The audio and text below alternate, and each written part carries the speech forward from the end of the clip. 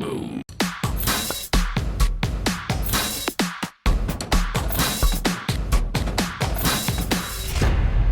back to the Option Crash Course Strategy Series. My name is Jim Schultz. In this video, the final video of the series, we are going to cover the ratio spread. And we're going to follow the same protocols that we followed to this point. We're going to cover winners, we're going to cover losers, we're going to cover that dance floor. But first, let's talk about how a ratio spread sets up.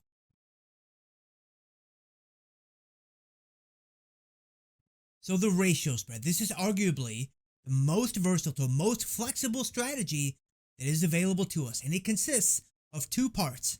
You have one long option and you have two short options. The long option is usually situated at the money or slightly out of the money. The two short options are then placed further out of the money. And because you have two short options relative to every one long option, this is going to be a net credit strategy. So for example, let's say that the stock was at $50. You might set up a put ratio spread using the 49 strike and the 48 strike. You would buy a put at the 49 strike and then sell two puts at the 48 strike. But let's say the stock was $75. You might set up a put ratio spread using the 75 and 72.5 strikes. You would buy a put at the 75 strike, the at the money strike, and then you would sell two puts at the 72.5 strike, the out of the money strikes. Now, there are a few things that you want to be aware of, that you want to be cognizant of when it comes to putting on a ratio spread. First, the wider you go with your ratio spread, the greater your maximum potential profit. This is because the vertical spread that's kind of baked into the center of the ratio spread could potentially be worth more money. The trade-off here is the wider you go with that ratio spread, the lower your credits collected. Second, you want to make sure that on entry, you collect a credit that is economically significant. You'll see why in a couple of minutes.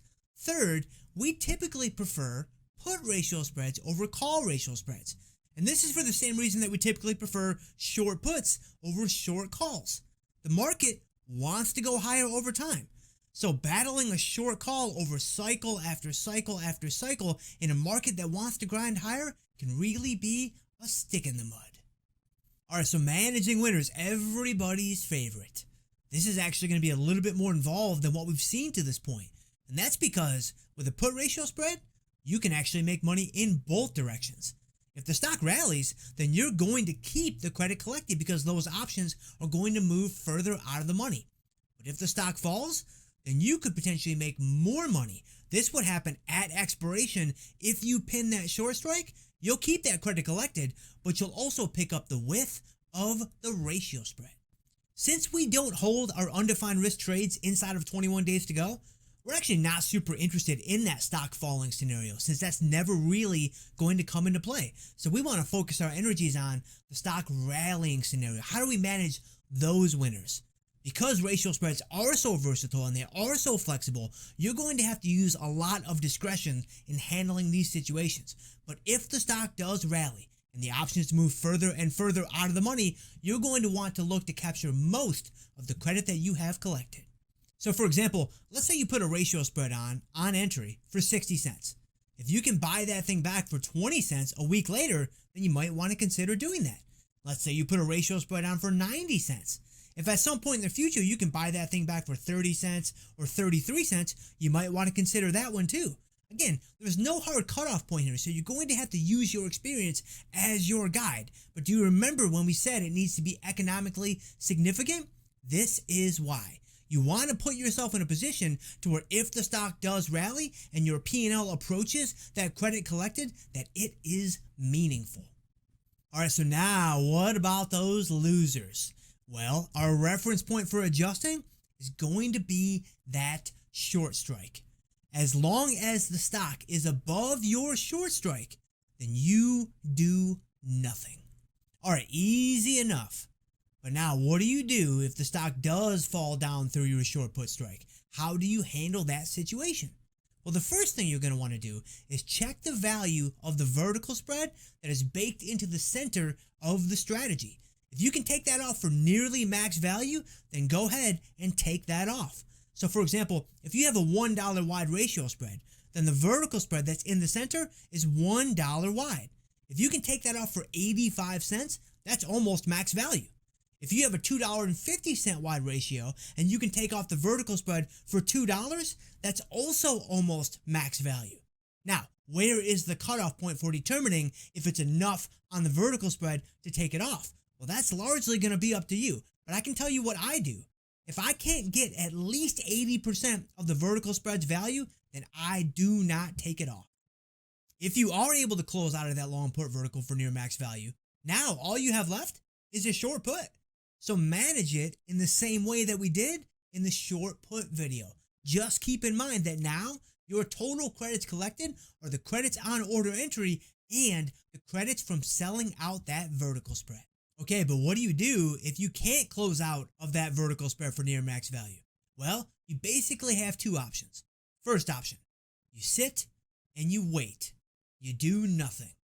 You can do this here because either one of two things is going to happen. A, the stock goes down. If the stock goes down, then that vertical spread is going to increase in value and you're going to be able to close it down. You close it down, you manage that extra short put accordingly, and you move on. Or B, the stock actually rallies. If the stock rallies, then those options could be out of the money again. This is an even better scenario. Or the second option, of course, is you can roll the whole thing out in time. You can pick the whole thing up, the short put, the vertical spread, all the pieces, and roll it out in time. If you do this, you will reduce your risk and add duration to the trade.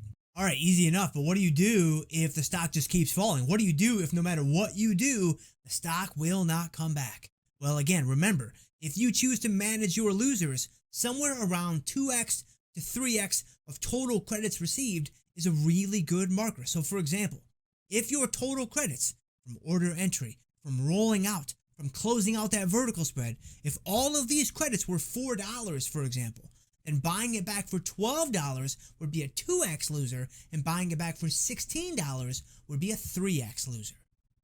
All right, so those are the winners and those are the losers.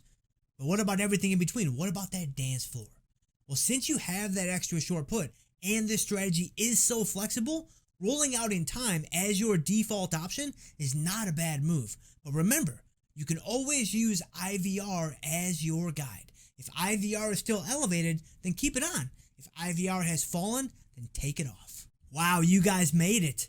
The Option Crash Course Strategy series has now come to a close. I sincerely hope that you guys got some value from these videos. Guys, if I can ever help you in any way, please do not hesitate to reach out. You guys can email me, jschultz@, or you can hit me up on Twitter @jschultzf3. So that is it, and I will see you guys next time.